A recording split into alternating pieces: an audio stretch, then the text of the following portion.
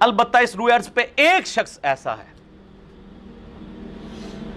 کہ جس کے پیچھے نبی صلی اللہ علیہ وآلہ وسلم نے نماز پڑھی ہے، بلکہ اگر کہا جائے اس روئے ارض پہ کوئی غیر نبی ایسا نہیں ہے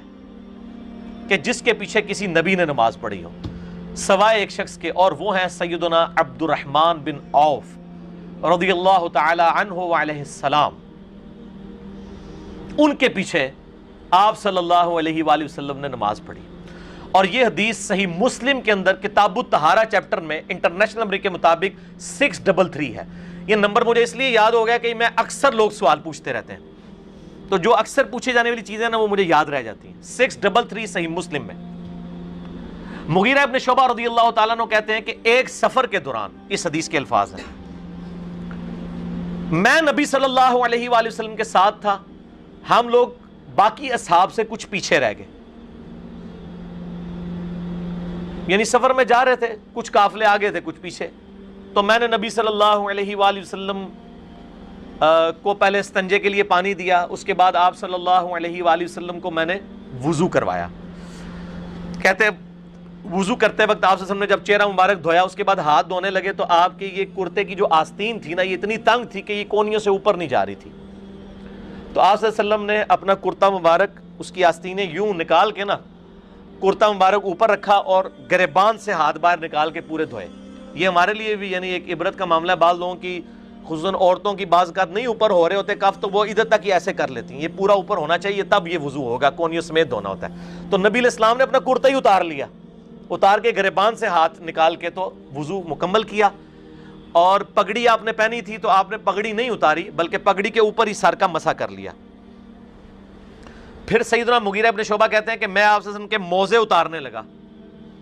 آپ نے پہنے ہوئے تھے موزے، تو کہا کہ انہوں نے فرمایا آپ صلی اللہ علیہ وآلہ وسلم نے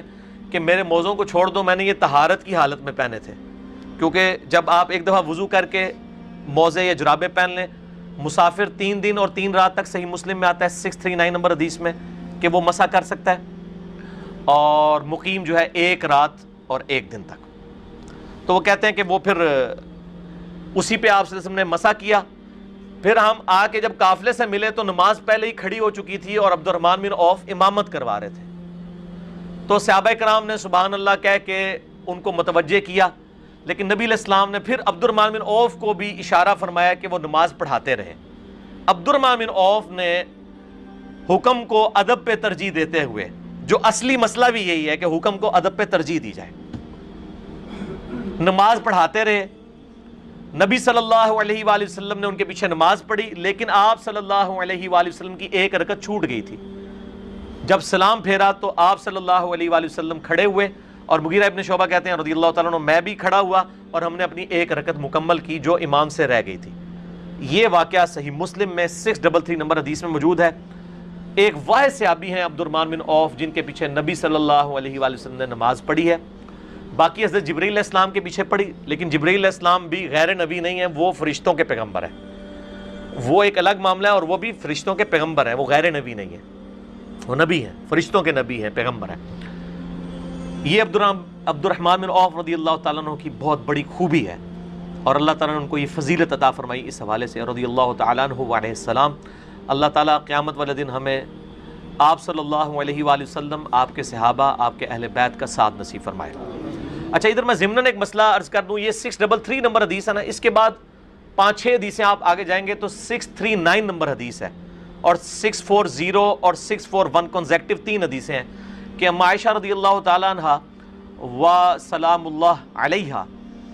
ان سے کسی نے آگے پوچھا کہ یہ جو موزوں پہ مسح کی مدت کتنی ہے، تو انہوں نے کہا تم علی ابن ابی طالب کے پاس جاؤ، ان کا زیادہ وقت نبی علیہ السلام کے ساتھ سفر و حضر میں گزرتا تھا، وہ تمہیں مسئلہ بتائیں گے۔ آپ حیران ہوں گے کہ بیوی اما عائشہ ہیں، لیکن وہ یہ کہہ رہی ہیں کہ نبی علیہ السلام کے ساتھ زیادہ وقت علی کا گزرتا ہے، وہ تمہیں یہ مسئلہ بتائیں گے، کیونکہ سیدہ عائشہ تو سفر میں حضور کے ساتھ اسی وقت ہوتی تھی جب آپ کے نام قرہ نکلتا تھا، آپ تو قرہ ڈالتے تھے، بخاری میں آتا ہے، کبھی کسی بیوی کے نام نکلا کبھی کسی، لیکن مولا علی تو ہر سفر میں آپ کے ساتھ ہوتے تھے سوائے ایک تبوک کے موقع پر، وہ ایک ایکسٹرا آرڈنری آپ صلی اللہ علیہ وسلم نے، بخاری مسلم میں آتا ہے، کیا اے علی تو اس پہ راضی نہیں ہے کہ تیری میرے ساتھ وہی نسبت ہے جو موسیٰ کے ساتھ ہارون کی تھی، مگر میرے بعد کوئی نبی نہیں ہے،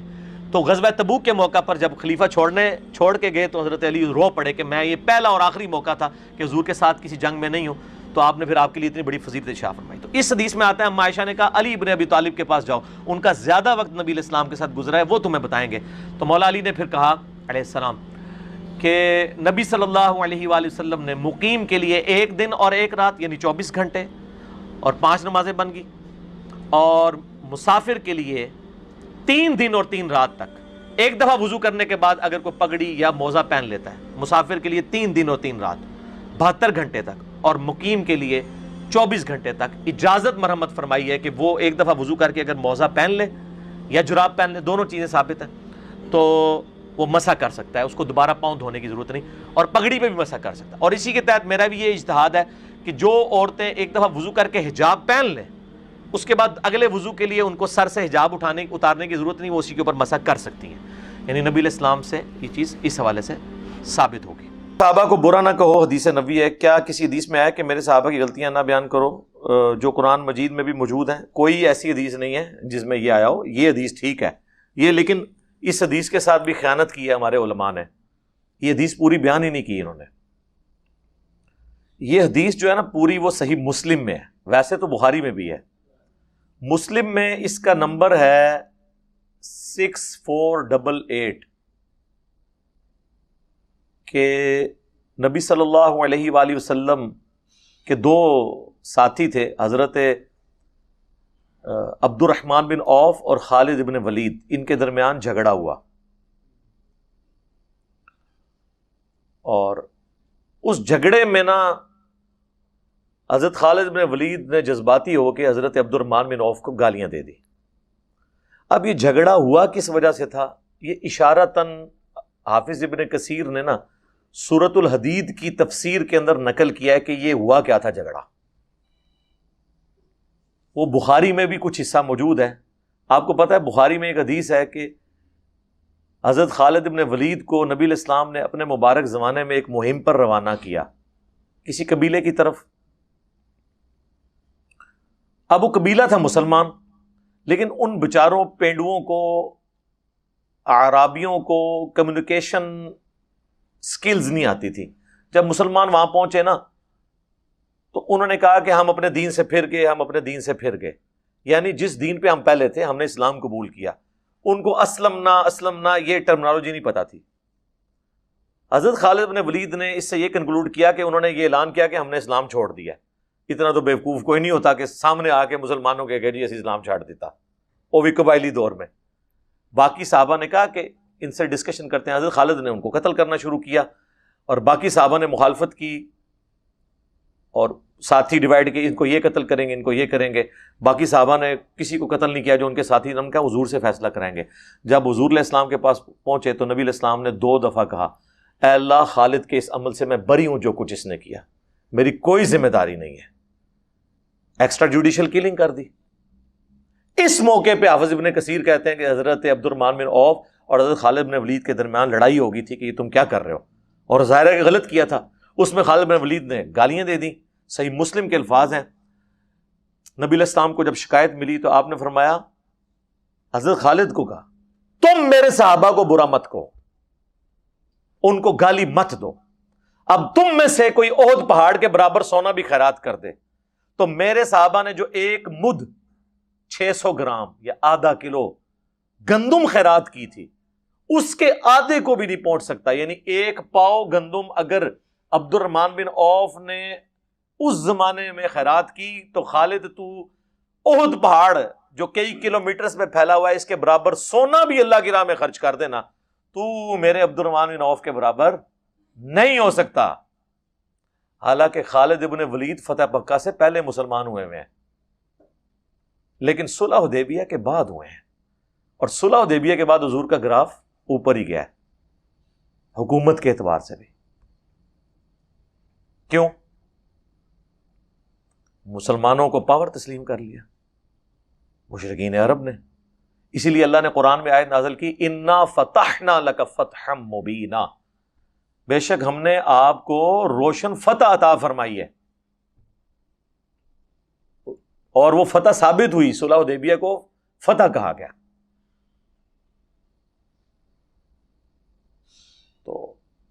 اس موقع پہ پھر آپ نے فرمایا کہ میرے صحابہ کو برا مت کہو.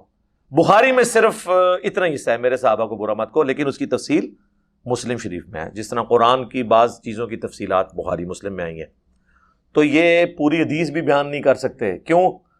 بھائی جس حدیث میں یہ آئے گا کہ ایک بعد والے صحابی نے سینئر صحابی کو گالی دی تو نبی علیہ السلام نے کہا کہ تو میرے صحابہ کو گالی دے رہے ہیں، تو پھر تو لوگ پوچھیں گے کہ بنو امیہ پھر کس کھاتے میں حضرت علی کو گالیاں دیتے رہے ہیں. یہاں تو پھر بھی چلو کوئی لیول تھا، ان کا تو لیول کوئی نہیں ہے. تو فتح مکہ کے بعد طلقاء ہیں جن کے سامنے آپشن رکھی گئی، سورہ توبہ میں آیا کہ 4 مہینے کا ٹائم ہے، قتل کیے جاؤ گے جہاں بھی پائے جاؤ گے، یا اسلام قبول کرو یا جزیرہ نما عرب چھوڑ کے چلے جاؤ، کیونکہ اللہ کا عذاب تم پہ آئے گا. ظاہر نبیوں کے انکار کرنے پہ اللہ کا عذاب تو آتا تھا نا. یہاں تو اللہ نے 22 سال کی ڈھیل دی، اینڈ پہ ہی اس وقت پھر لوگوں نے اسلام قبول کیا. بعد میں اللہ تعالیٰ نے ان کو اسلام پہ استقامت بھی دی الحمدللہ.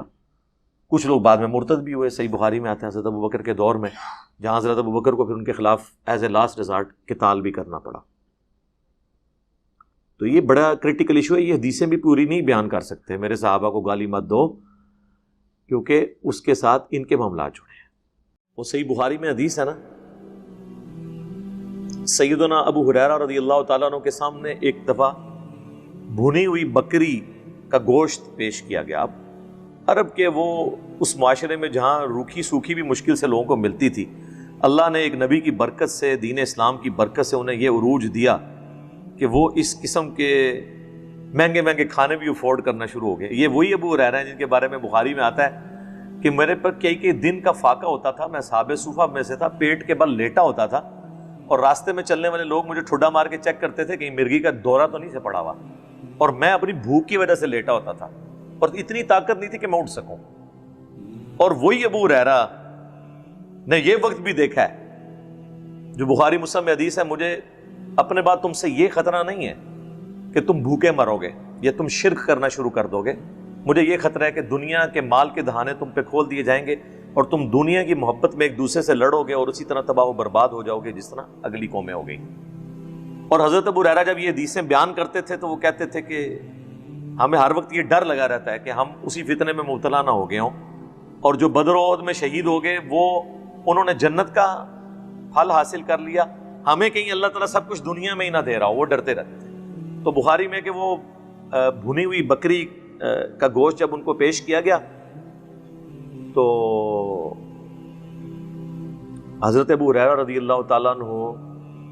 کو فوراً وہ حدیثیں یاد آ گئیں کہ مجھے یہ خطرہ نہیں کہ بھوکے مرو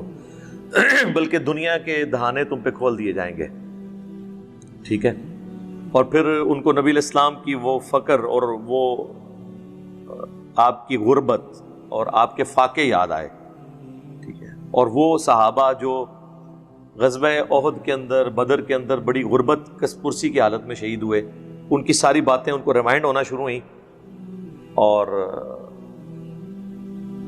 وہ فوراً وہاں سے اٹھ گئے. انہوں نے کہا کہ نبی علیہ السلام کی تو پوری زندگی اسی طرح گزری ہے. انہوں نے وہ گوشت کھانے سے انکار کر دیا. اس طرح صحیح بخاری میں ایک اور حدیث آتی ہے کہ ایک اور صحابی تھے، حضرت سعد ابن ابی وقاص تھے یا کوئی اور، ان کے سامنے جب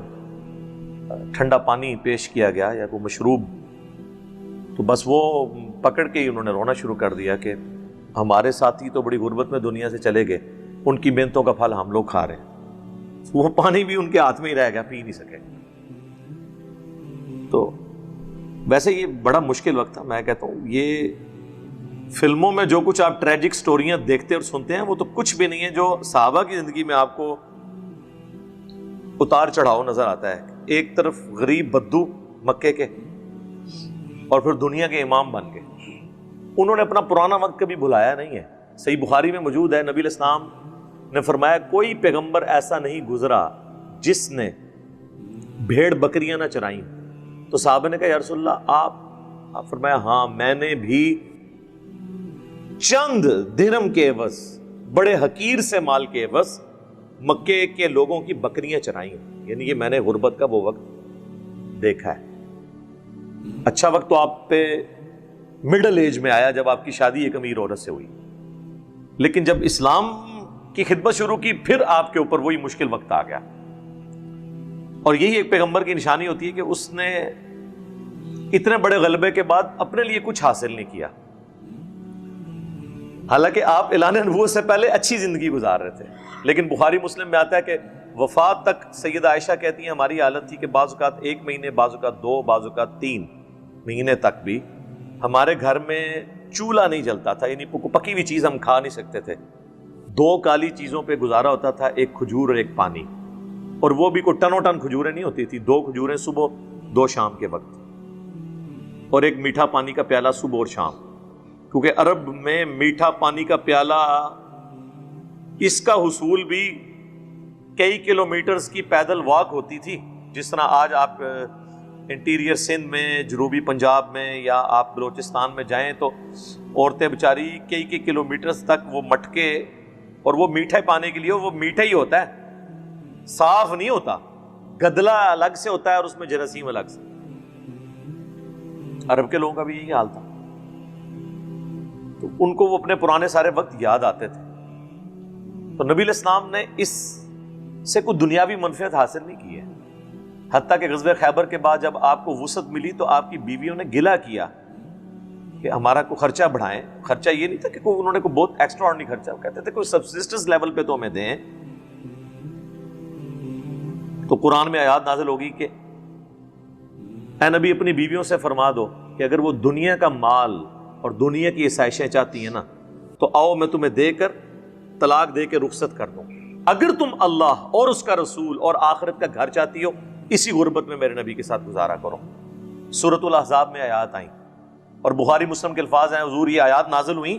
تو ظاہر حضور کو تو جو حکم ملتا تھا آپ وہی پرفارم کرتے تھے. اس میں حکم تھا نبی اپنی بیویوں کو حضور ایک بیوی کے گھر گئے اور کہا کہ یہ اللہ نے مجھے حکم دیا، اب تم اپنے ماں باپ سے مشورہ کر لو، تم نے میرے ساتھ رہنا ہے تو پھر یہی غربت ہے، اور اگر دنیا کا مال لینا ہے پھر میرے ساتھ نہیں رہوگی.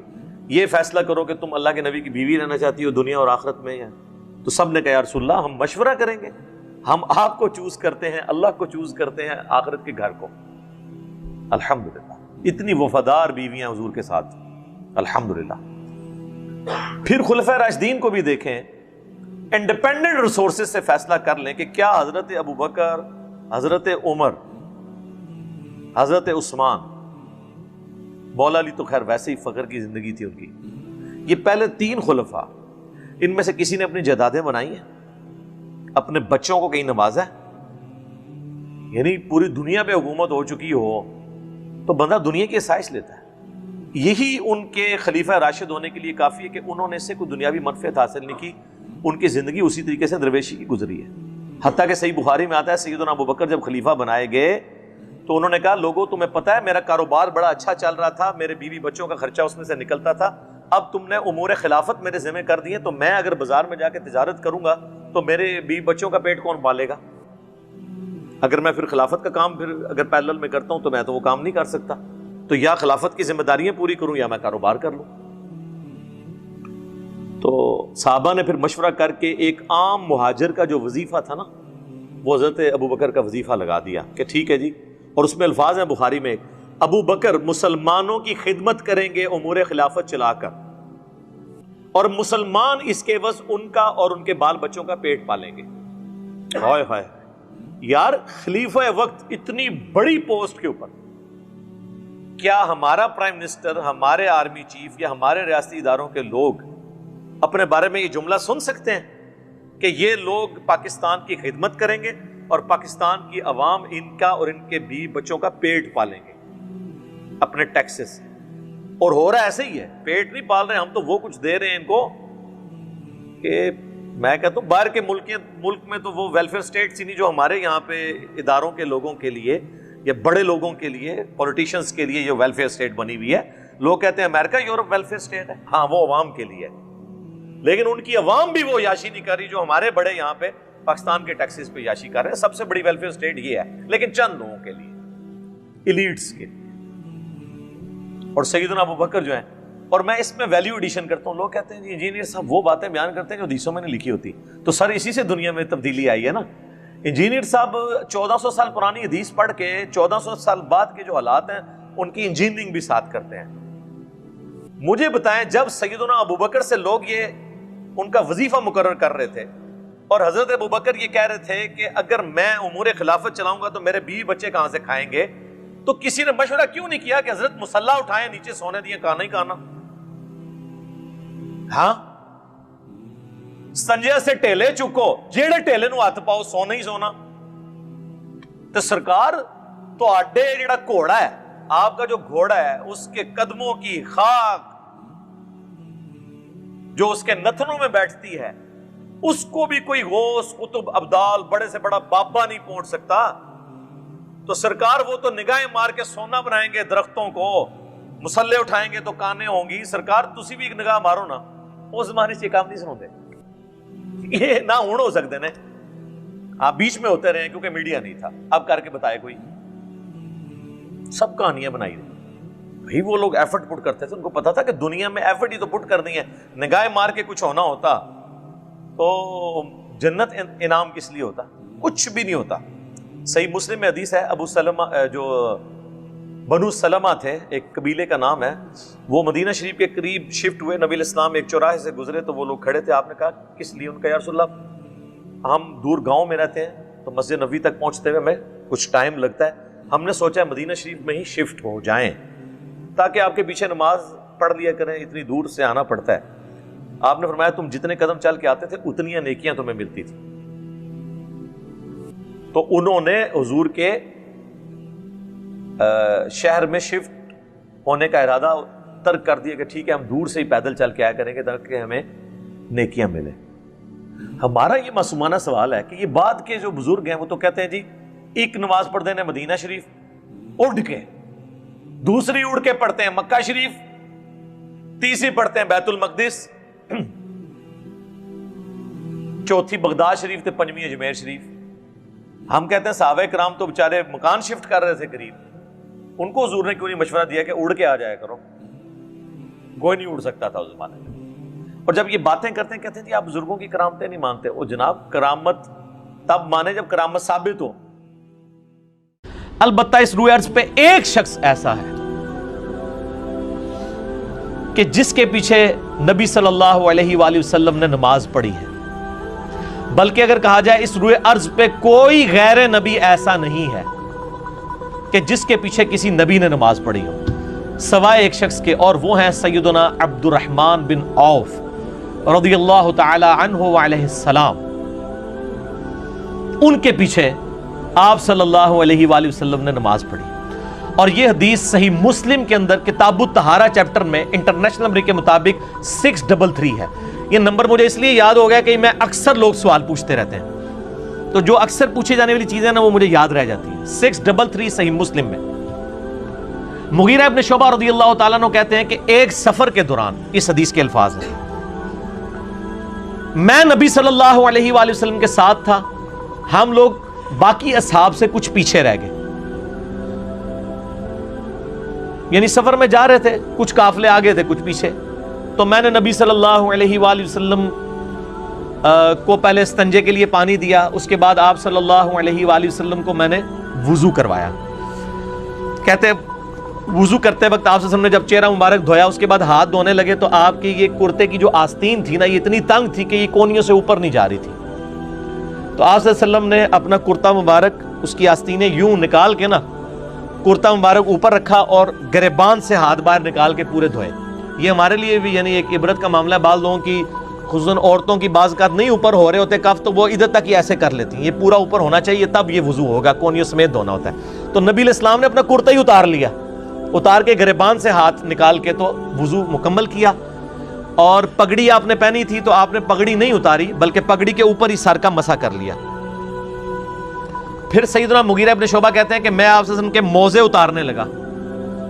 آپ نے پہنے ہوئے تھے موزے، تو کہا کہ انہوں نے فرمایا آپ صلی اللہ علیہ وآلہ وسلم نے کہ میرے موزوں کو چھوڑ دو، میں نے یہ طہارت کی حالت میں پہنے تھے،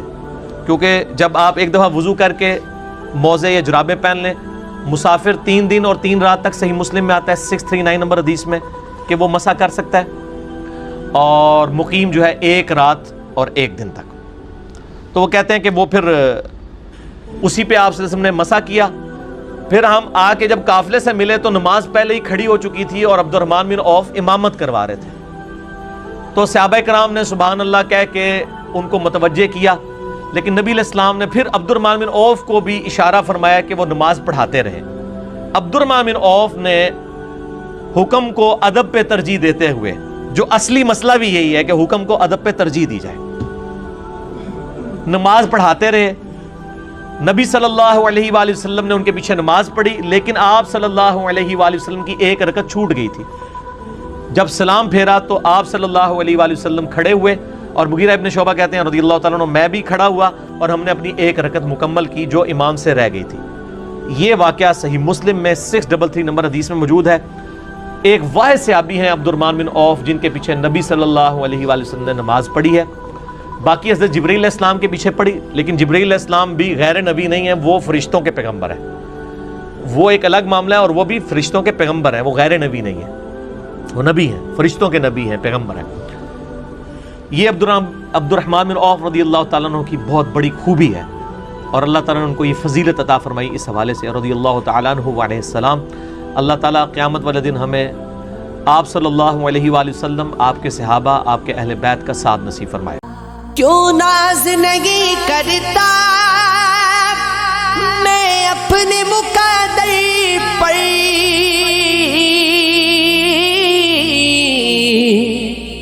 کیوں ناز نہیں کرتا